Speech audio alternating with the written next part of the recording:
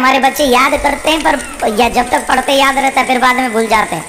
जिनको लगता है बच्चे बीमार बहुत रहते हैं, जिनको लगता है कि बच्चों का तबीयत ठीक नहीं है, नज़र बहुत लगती है, ऐसे लोगों को एक कार्य करना चाहिए।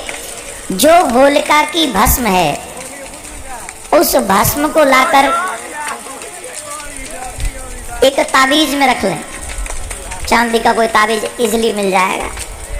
लेकिन ये सब करना कब है?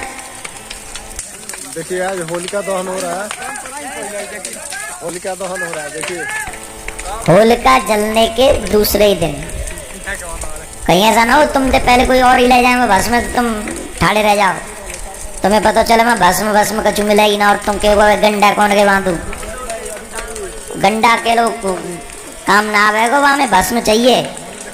तो उसके लिए सबसे पहले स्नान करके जाना है। स्नान करके वो भस्म ले आए और भस्म लाकर उस चांदी के ताबीज में भर लें। हम तो ये कहेंगे सबको ही पहना दो, एक कोई बच्चों को ही क्यों, सबको ही पहना दो, सबका हित ही करने वाले है। बहुत आप कल्पना नहीं कर सकते, इतनी शक्ति होती है होलिका की इस भस्म में, बहुत शक्ति होती है। और वैष्णव लोग तो प्रहलाद जी की चरण धूल समझ के लग बांध ले, बस इतने में कल्याण हो जाएगा। जिस दिन से आपके बच्चे के गले में ये भस्म बंधेगी, उस दिन से आपके बच्चे का पढ़ाई में मन लगने लग जाएगा, उस दिन से आपका बच्चा स्वस्थ रहने लग जाएगा। किसी को भी बच्चे को इसके बाद नजर नहीं लगेगी, अगर ये आप ये कार्य कर लेंगे।